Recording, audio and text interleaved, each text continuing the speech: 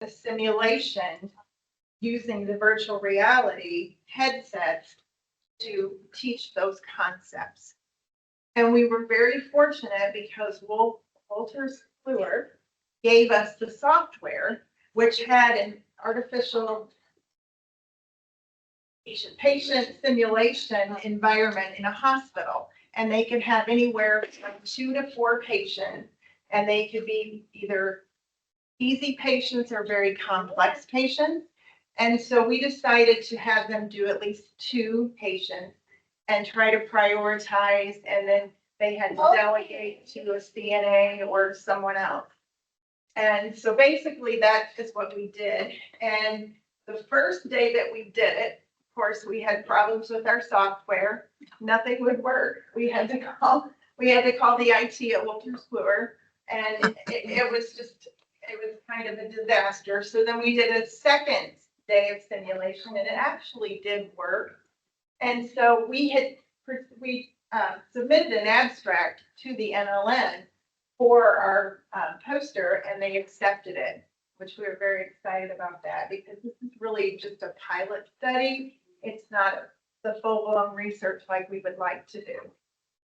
So we did this last spring with our internship students from the second degree and MSN program.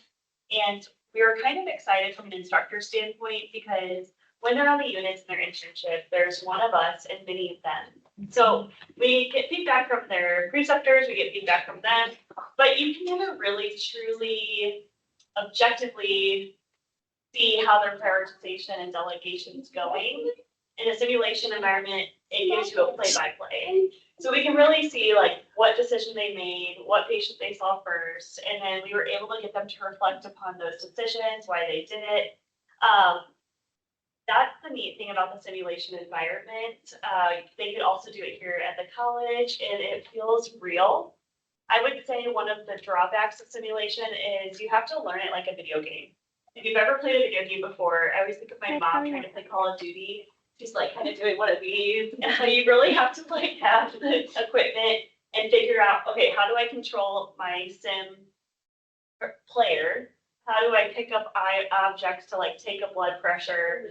The best part about this is we happened to go live with this when AI came out with the communication, so I could hear my patient talking to, or I'm sorry, my student talking to their patient and vice versa. They'd be like, tell me about your pain, and the client would be like, oh, I have pain in my stomach.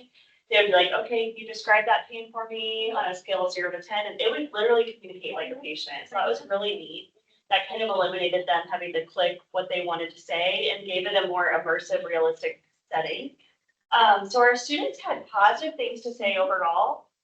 They did say this would be maybe more beneficial in the earlier semesters to help bridge some of the gaps of like clinical experience and time, because we can never control the kind of day they're going to have, the kind of patients they're going to see. We can control this environment a lot more. So we did get good feedback overall, and they did say it helps them. A lot of it just said they were more empowered after doing this. They're like, okay, I feel like I do know kind of what I'm doing. I feel like I do have confidence, and this kind of helped confirm that. Then it was a very small group. The downside is the expense of getting, so we have the software for the virtual reality. I'm sorry, we have the equipment, we don't have the software. And the software is like $100, I want to say either a semester or a year. And we're always trying to find ways to support our patient, or same patients, I always do that. Our students financially. It is per student. That's Wolters Kluwer price. I know that Sabrina and Kevin have looked into other avenues, but I really don't know what the price was for They them. found one that's free, but we have to investigate it a little bit further. Oh, okay. I talked to some programs in some different schools when I was at 2 of my conferences, and one of them said, I think it was my palliative care conference, there was an instructor that said they have simulation, but they have like a private software company make it for them, and they're able to kind of control the kind of clients that their students see. But they said the prices kind of keep going up as well. So we're trying to balance, okay, they're paying for all these textbooks, they have technology fees. do we want to add another $100 to that? And so that's kind of where we're at right now with it. The pilot study was just for that semester. I wish we could somehow investigate into, and that's where I like sharing this with you guys, because everyone has different ideas and resources. If there was a way to get some kind of software that we could incorporate into all of our classes. I will say there was another really neat technology that was all just AI simulation, communication, and you could buy a speaker that you plug into your mannequin, and they've been working on their AI since 2016. So they said the dialogue is very accurate. So you can make your mannequin talk to the students instead of us when they're in their sim. And all you have to do is observe. And you can have like those difficult conversations. They have a lot on mental health clients. Yep. They have some difficult conversations with like pediatric patients or children that are in with their parents who also can't communicate. So, however, it was $15,000 for 3 years. So finding technology, I think the financial thing is kind of our biggest barrier. And so if you guys hear anything. And with the virtual reality, unfortunately, that is real. Like, if we can't get the software, hopefully at some point we'll be able to. But Like $15,000 does seem very steep, but if it was gonna be incorporated for One hundreds. speaker. yeah, It would, Oh. one speaker. yeah. With that software. I see. They said it's chunked down to like 5,000, I think it's a year, yeah. And I was like, how many speakers do you get with that? They're like, just the one. I'm like, okay. I don't usually do the financial thing of schools, so maybe that's not that expensive, but it sounded really expensive And to me. hopefully at some point that will come down, because we even saw a difference in the virtual reality headset prices as we were looking through Sure. those, that they've come down quite a bit. So hopefully that's something we can do in the future. Yeah. But we did with our students, we did do a pre-survey and then a post-survey to see if there was any difference in their feelings. And there was, we found, but it was a very unique experience for sure. It was received better than I anticipated, because like I said, when I'm playing with it, I'm like, wow, this was a learning curve. I'm not only trying to learn my nursing skills, I'm trying to learn the video game setup and how to control my controllers and where everything's located, how to open their Omnicell and their medications. But after that learning curve, if we could incorporate this early on into the curriculum, I feel like especially in fundamentals, that is such a great exposure for our students, and it's safe. They made a med air and they learn from it there instead of on the floor. And so it kind of prepares them for that, and you can have those conversations. The pre and post briefing was really structured and helpful as well. Do you guys have any questions about the virtual reality before we move on to artificial intelligence? Anybody online have any questions?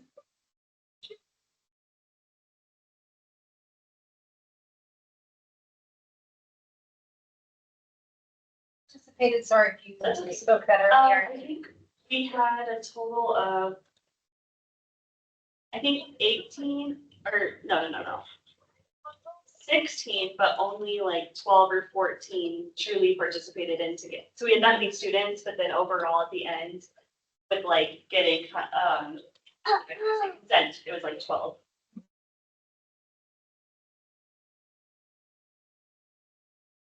Screen. If you share screen.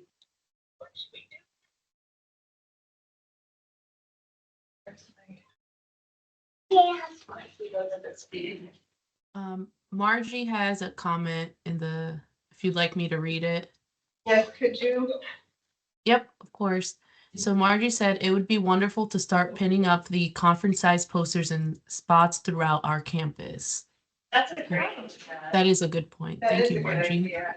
Because we do have our posters still printed. I think there was one more place we were asked to present, but after that, we could absolutely. Yep.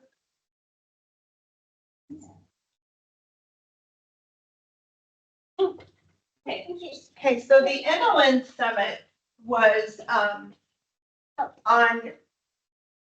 artificial intelligence and transforming education into healthcare. And the biggest thing that that I heard, and I'm pretty sure you did too, Lindsay.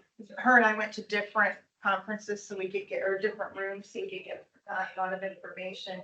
But the biggest thing is that we have got to start teaching it because they're using it in the healthcare system, especially in the rural areas.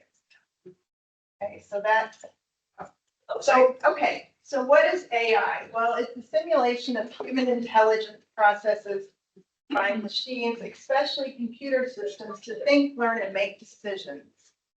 Okay, does it always make good decisions? No. No, and that was another thing that they talked about, is that it does make decisions, it does come up with some really neat things, but it's not always credible. Okay. So it can support faculty in adaptive learning platforms. It can help us create simulations. It can help us create case studies. I recently wanted to see how it would do an exam. And so I told it what my concepts were and said, create an exam for senior level students. And it was extremely close to the exam that I had already had. And so I thought that was a big help. So that really supported, was a big help in supporting me. It helps enhancing communication. You can make rubrics. A lot of the faculty there at the conference were talking about the rubrics that it makes, the case studies, the different assignments. You can ask it to make discussion questions for your discussion board. It can help you with grading. We haven't used it for that yet. No, we but haven't, some schools but- are starting to incorporate it into their grading of discussion papers. And then the instructor just goes in and validates. Yeah, I just went to a recent conference too, and I was talking about AI and how wonderful it can do adjunct for us and with the grading. But then there's this other component of, do we use it for grading? And so I think there is a little bit of controversy about whether we should actually use it for Right. grading papers or not. But I used it too. I use it a lot now, and I've learned it's like, it's a tool, it is not a replacement. I think the Yes. biggest fear, anytime technology comes out, it's like scary. Like, I remember when I was a child and Y2K or whatever came out and we thought the world was gonna end. I don't know. And I don't know what technology that was about, but anytime it comes out, it's a big thing. I grew up using a calculator, and I remember my dad teaching me how to do math in my head because he's like, you're gonna need to do that someday. Well, my calculator's now in my pocket on my phone. And so it's a tool to help, it's supposed to help our lives be a little bit easier. And so I kind of use it for time management. So you can feed a rubric you already have into it and just get feedback. I like it for formatting because I take a long time to format stuff and tweak things. But if I take what I want in a case study or an assignment and my objectives and everything, and I put it into AI, it like builds this gorgeous formatting with my work in it, and then I go and I keep enhancing it. But that already saved me probably an hour of just trying to make it look that way. I personally like it for someone who has a little bit more of a content expert on things. My biggest concern is our undergraduate students who are learning material for the first time. And they talked a lot in the little workshops I went to at this conference was geared towards our RN and BSN students and our master's degree students. And we were like, what about our like pre-licensure and our undergrad? Because they don't know the content. They don't know when things look wrong. So I'll share an example. I was teaching nutrition and I had a student send me their virtual flashcards. They're like, can you look at these and make sure my cards are aligning with what I should be focusing on? I'm like, sure. So I looked at one and I'm like, where did that information come from? You know, like that was not in the book, and it was about TPN and compatibility with IV medications, and it said it's compatible with heparin, Vanco, something else that I'm like, well, usually those aren't compatible with anything. So I did a Google search and I said, TPN compatibility, and sure enough, that word for word came up with that student had on their flashcard. I looked through my textbook at that point, and I'm like, well, you know, practice changes all the time. So I called the hospital, I looked at our hospital policies, I checked in with our med surg unit. They're like, no, we do not put anything wide into the IV.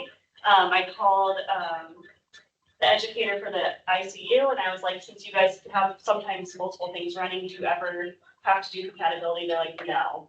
Like, okay, like just making sure. There was a question on ATI in the back of the book that specifically said what's correct about compatibility. And the options were widen with heparin, widen with Vanco. And I'm like, oh my gosh, my student's studying the wrong material. So I confronted my student and I was like, where'd you get this material? And they're like, I put all of my notes and everything into these flashcards for them to create me flashcards. And it said, would you like to enhance with AI? And I said, sure. And so it's pulling these sources in and I'm like, that's correct. And if they would have studied that, they would have been like, well, I studied that it was compatible with heparin and Vanco and you know what I'm saying? So that's one of my concerns. So I told my students, I'm like, it's not wrong for you to use it as a tool to study, but you have to validate the material on those note cards with what the book says. Yes. I found out yesterday in a meeting with ATI that the students have that Claire ATI that they can use. And they block all outside sources. The only thing they make comes directly out of ATI or evidence-based research. So they cannot, it won't pull anything in from Like outside. some random. So that might be easier for the students to do it that way and make their flashcards that way Does because she make flashcards? I think so. Okay. I think so, but I just thought that was pretty interesting because I didn't know that. I knew that she used it to help them make things, but they said everything comes directly out of ATI. Yeah. So like when you tell it to find stuff, it only finds it in their system that's been proven. Okay. Mark, do you? I was just gonna say that I find them using it too, and my fear is that they ask them to develop questions, and you know, you can develop 1,000 different questions, and if they study these 50, and they only know the answer to those 50, Yeah, doesn't mean the material's wrong, but doesn't mean they know the material. correct. And so it's like, how, part of that conference was like, you guys have to start using it and letting your students use it, but you have to be the AI guru Yes, side. they talked So a that they lot can about. learn. And it's like, well, I don't feel like that. I feel like an imposter. No, but they talked a lot about how AI can help us, but you still have to have that human component that has to check the information.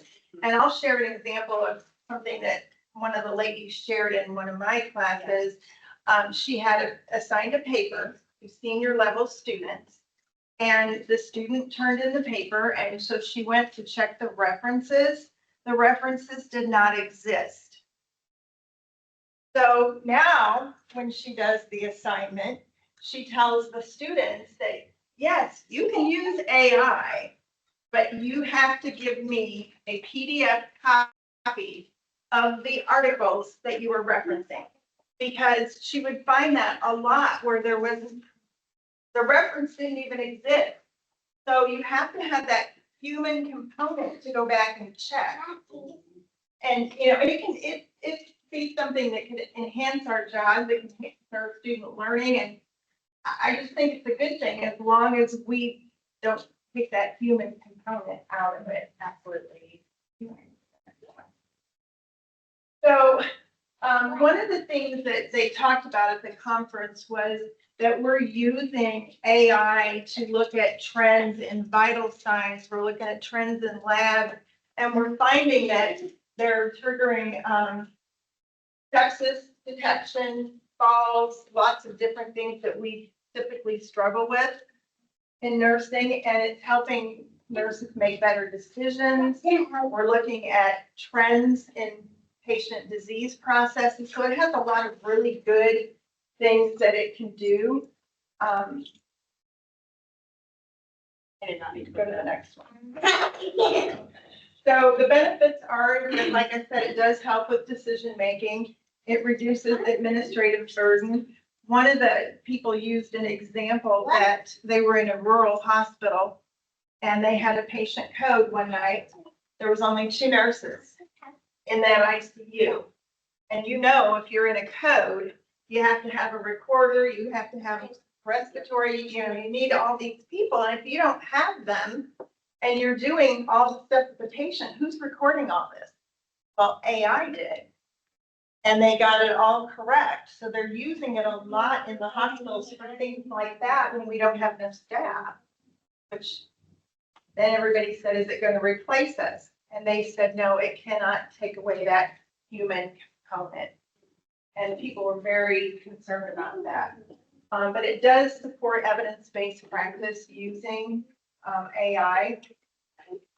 And it does improve patient safety and outcomes as well. Yeah, one nurse was there and they were headset, I think they were a supervisor, and their supervisor at a hospital. And they're like, there's so many times where I reference AI, if there's a situation going on where I'm trying to discern like what the correct response would be or what to advocate for, I'll kind of put it through AI and get different perspectives and ideas, which helps me in my, but he still has to critically think because that patient is not a textbook, right? It's, you know, there's so many other complexities, but it helps at least get some other ideas and perspectives, or even like validate, like, yeah, that's what I was already thinking. So it's a tool. It is not like a replacement. And so it should help with efficiency and time, but it should be used wisely so that you don't lose the quality and that that person-centeredness, yeah, human. And I thought that was a different perspective to have on it altogether. So considerations for ethical and legal reasons. Privacy for data and security is not secure. I mean, it's like connected to the wide interweb. And so when we're using it and if we're using it, we cannot share any kind of like confidential information, whether it's a student or a patient. That was a big concern. There are biased algorithms, and I don't know, I'm not a IT person or like a software builder, but I'm sure it's whoever builds it, it's what it's going to come out with. And so being mindful of those, like looking for bias and trying to prevent. I guess from what I understand from my reading on the bias is, first of all, who's the holder of the information? What kind of information do we have? And then who gets that, feeds that information in there? So, I mean, one of the examples was identification of people. And most of them were the good old Caucasian people. And then I mean, this was done a number of years ago, but you know, what they were coming up with, what an average person should look like. Yeah. And, you know, and even what an average older woman or a younger man should look like. They had some very unusual depictions of that.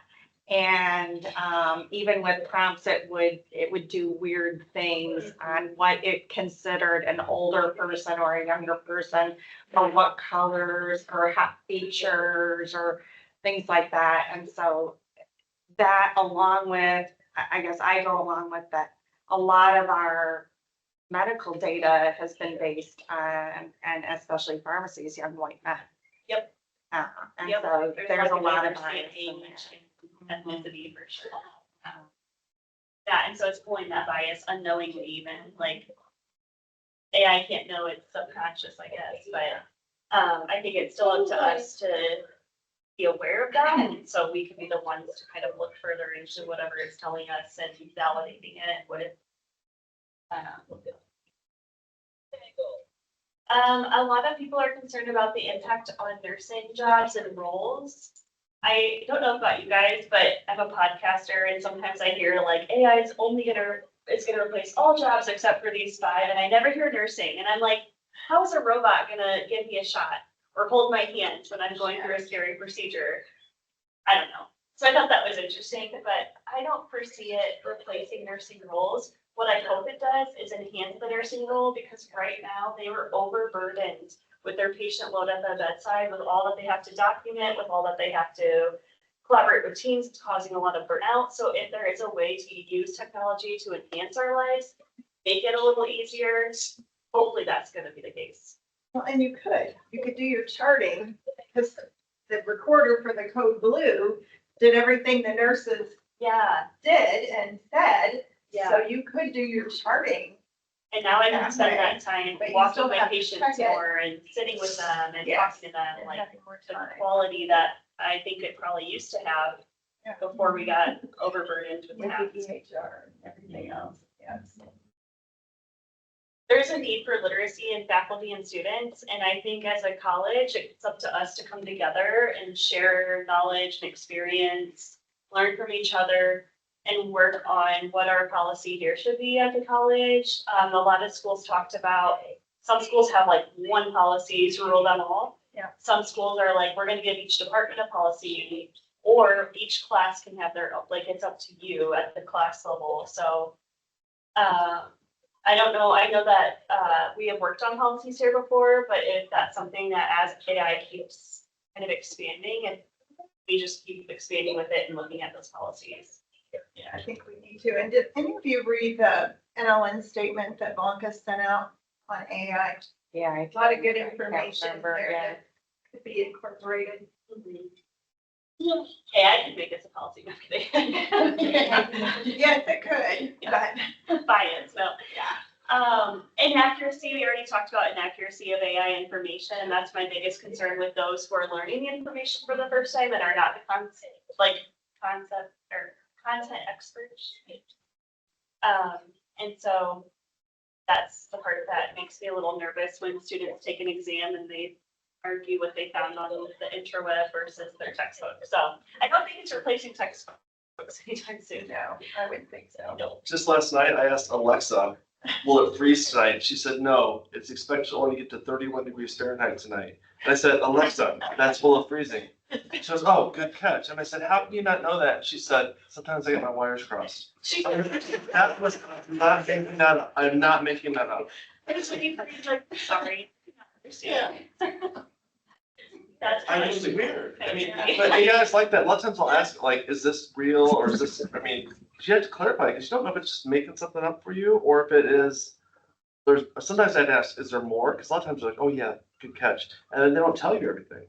That's true. Human piece. You have to have that human piece with the artificial Yeah. intelligence. That brings up a really good point too, though. I've heard there's like so many different AI, I don't know, databases or whatever you want to call it, like Gemini, ChatGPT. They said that AI wants feedback. So if you give it an assignment and you like it, you tell them like, I love how you did this, this, and this, and this. Can you and that they start running you and what you want? So when you get back on, it starts streamlining it to like, oh yeah, she likes it. She likes these objectives. And so it also needs feedback. And that was one of the things I went to where they were making something for either a PowerPoint or a presentation or an assignment. And they're like, the more feedback we gave it, the better it became. Yeah. With pictures. Like little thing, you can't post or ask anything, so 17 or.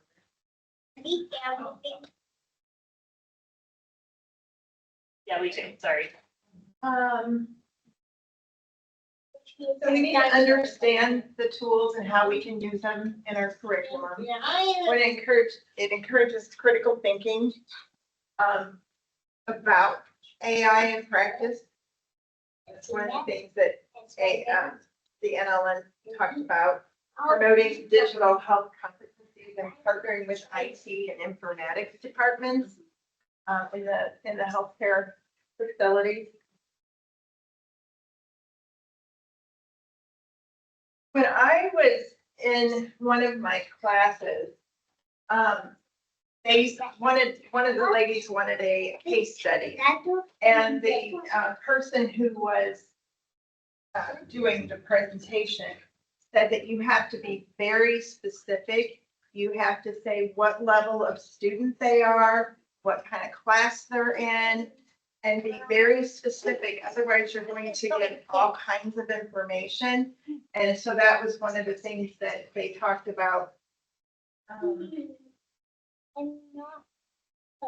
They're currently using this at Mayo's, and they're not replacing nurses, as we said, but augmenting our roles. That's the biggest thing that I kept hearing, because people there were like, oh, I don't want to use AI because I want to have a job as an educator. So you'll still have your job. It might actually enhance your job by being the Yes. learner and embracing it. It's not real, it's just. And that's just what I was talking about. Oh, yeah, When we yeah. create a case study, I asked it to create a case study for heart failure for a junior level nursing student. And I asked it to include discussion questions and a quiz. And I got 5 really good discussion questions and I got some 10 quiz. Because I didn't tell it how many I wanted. It just generated it. But it was very good and it had it all laid out like I lay out my lectures with the signs and symptoms, the labs, the, different. And it also had a nursing care plan that came along with it, with nursing diagnosis, which I thought was really good. So I think it can be used as long as you use it right. I agree. I was just remembering, I met someone at my palliative care conference and I asked at the table, I was like, I don't really allow AI use. And they're like, what? You need to. They're like, you have to. And this was back in July. I was like, oh, before we went to this conference. Well, anyway, I asked how they used it. And one of them lets her students dialogue. I don't really know how she set this up. I need to reach out, but she lets her students dialogue with a online patient and asking them, like doing an assessment on them and doing like subjective feedback. And then they print out that conversation and submit that as their assignment. I don't know if she builds that on one end and then gives it to them to talk to, but I just thought that was fascinating. Because she said sometimes it helps shape those difficult conversations that you can't always prove when they're doing it on a family member or have out in the setting of clinical. And then just some takeaways. Once again, this will not replace you. It should not. So I am a big, I read the Post and the Times a lot. And I remember there was an article that talks about roles and stuff like that. And I found it in the Washington Post. It was an opinion piece from July of 2025. And it talks about automation of jobs.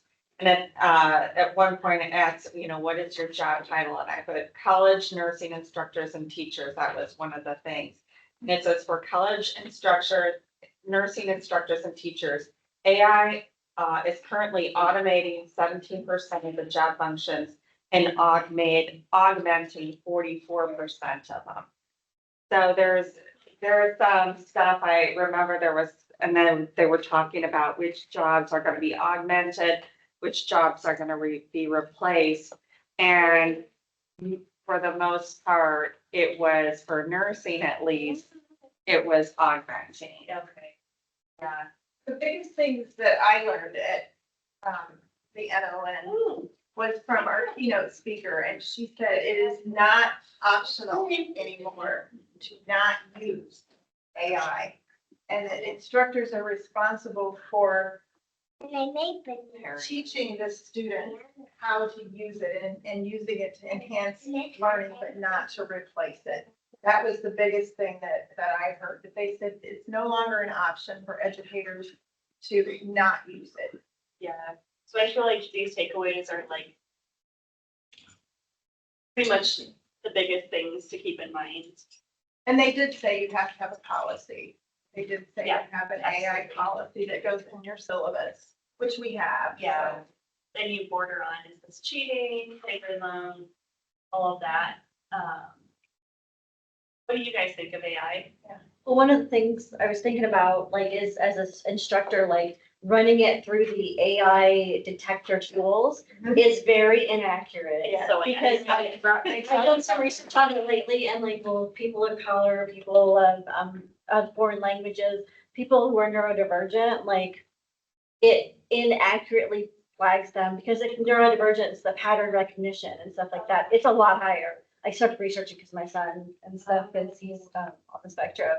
And yeah, so I'm concerned all the time that when a teacher puts his paper through AI detector, it's gonna be flagged. Oh my. And I've taken some of his stuff and I put it through like 10 different detectors. One of them said it was 0% AI, all human written. One said it was 83% AI written.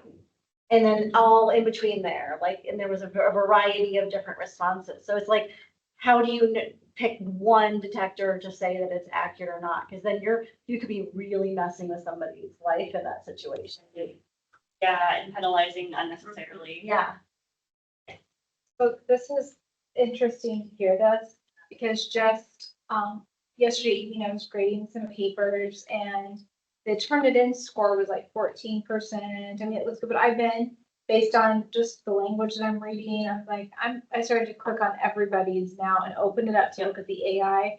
And most everything that I had was 0, or there was like this little like asterisk that said it was probably less than 20%.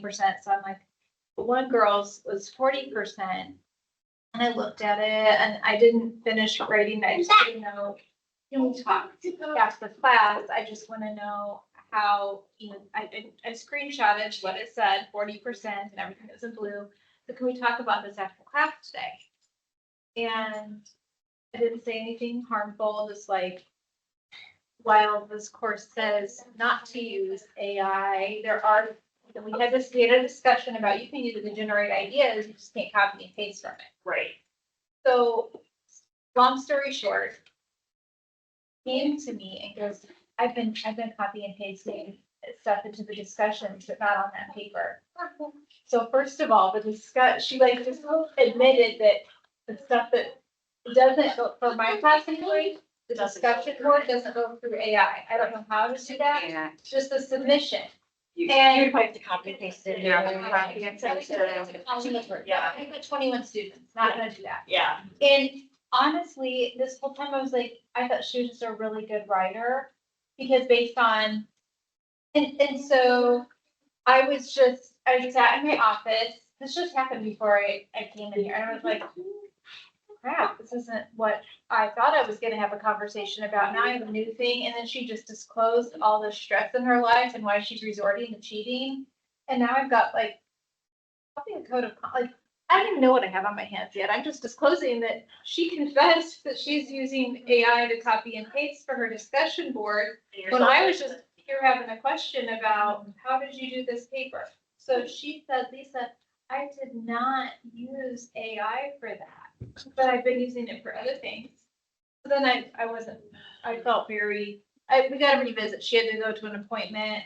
She might be coming your way, just for social things that are happening. But anyway, I don't know. How do we do your discussion boards? Like, can I just ask everyone, what would you do if you had a student just tell me that she's been using Well, Word I go back to my nine? syllabus. Yeah, and the policy. And see what it says and try to, I guess with the discussion boards, which I have started, I've done, but it's hard to implement because I don't run things through AI.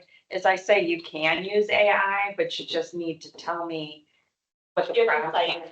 Oh, And insight. cite That it. was the other Yeah. thing. Some schools are that it's a certain percentage that you can actually cite it, like I use this and this is where I found it. But that's all subjective to the school and sometimes the teacher. That's why we have I guess how I try to get around some of it, well, I'll tell you, a friend of mine who is an instructor, and I think I mentioned this earlier, she teaches anthropology over at Bradley.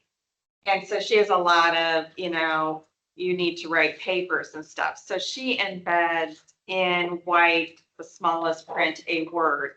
It might be purple, it might be cow, it might be Frankenstein, whatever the word is. So that if they take their and copy the questions and then put it into ChatGPT, that word is embedded and then it throws the whole thing off. And so that's how they can catch it. They catch it, the students can catch it. I did that for a little while on mine, but I never got anything that looked like it. But I guess what I've done is then making it personal and you telling me your personal stories. And so getting those personal stories, I can usually, some of it they might, they might use it, but it's hard to really take those personal stories, especially when at the beginning of the class, I said, tell me about your, nursing work experience and kind of where you come from. That I can kind of match it up, and I've gotten to, virtually know them a little bit, but that personal stuff is where you can tease it out of them a little bit. Idea of uploading the articles. So if they're using articles, I want you to upload it, highlight where you've gathered that information that you're citing. Now we're putting it back on the student. Fine, they put AI, use it in their own words, but they still had to have found that information, gotten to the literature, read it, highlighted it, and submitted that. I don't think AI does that for you. Does anybody online have any questions, comments? There were two comments, one from Susanna Eberly and another from Margie Getz. Do you want me to read Eberly's first?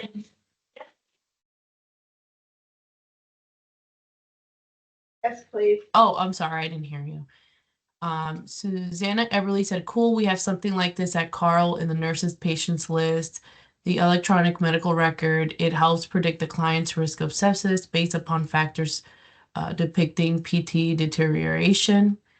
And then Margie said, using personalized questers and oral quizzes now in most of my classes, students need to ask permission to use it. Also, team projects, students are much harder on each other than we could ever be. Oh, Yes, that's true. I like that. I like that, Margie. Yeah, that teamwork too, yeah, that's good. I guess the other thing, when I hear people saying, they, like you, that they created study stuff on their own in ChatGPT. That's fine. Yeah. I'm teaching you on this material from this book. If you start getting material and information from other places, that's not on me. That's on you to know what information to study and from where. Yeah. If you read the book and, then you're gonna know what is accurate or not, or what I'm being tested on or not. So I guess I'm like, if they come up with 50 questions and study those 50 questions and they get it wrong, that's on them. Yeah. Because they have, my expectation of the class is that you read the material, that you listen to the PowerPoints that I created and go over the material that I presented. And so how you create because I can, if I'm studying, I can have a wrong concept down, and it's on me to identify it. So I guess that to me goes back to the questions and creating the flashcards and stuff like that. Yeah, and I think as instructors being aware of those weird, because my student didn't even realize all that was enhanced, and it wasn't all of them, it was just quite a few, like a couple that I was like, that's not in my notes or lecture or book. But I think making our students who are also learning it, like, hey, by the way, this is incorrect. I think that's why we also have to be kind of the guide. I don't know. It goes back to teaching them how to ask the right questions. Yes, Because for those kind of questions, like, please give me study guide questions from whatever the book is with page numbers. And then they would give you the page number, they open the page number and it's not there, then they know right off that's a fact. But that's just going back to knowing the right question and how to use it in that way. Like just going blank, tell me about, Freddie Timma or whatever. Right. Like, that could be half accurate, half wrong. But asking specifically about your book and the author or whatever. That's good. Like, give me a specific page number and paragraph number in the book. That's a good idea. Well, if you guys think of more AI stuff, send it my way because I'm Send it still mine learning. too. Yeah. I'm and- fascinated with that. It's very relevant, and Yeah. I think that all of us would benefit from even when you guys learn things, or anyone that's listening learns things, or like Ellen was sharing her friend that is putting the Yeah. words in, like, Students do that too. That's a great Throw off idea. the AI detectors, by the way. They'll put extra spaces in, they'll put the white words in there that says, do not flag it as AI. By the way. We have a comment online in the chat. There's a I'm telling you, comment. I've been like looking, Okay. I'm fascinated. What's the comment? Amber Schmidt said, I tell my students that using AI to study is great and determining if the material is correct is a great tool for learning the content. This tells them they need to confirm the information they are getting. Yeah, I agree with you, Amber. Yeah, that's a good point, because now they have to go that extra step to like validate that information and use their own reasoning and logic to understand why it is or is not accurate. I'm so excited we presented, because I feel like I keep learning stuff from other people. Very So I hope good. this was beneficial to you guys too. Any other questions or comments? I think we should have another one of these about AI and have everybody like bring something, Like a make us, brainstorm. yeah, a Yeah. brainstorming of That would be. what are you doing in your class? What is working? What isn't? What are some concerns you have? Like, Mhm. I think we have to embrace it and we have to do it well. Yeah, yeah. I like that idea of just having like a workshop on AI, and, because like I said, I just found out about the flashcard thing last week.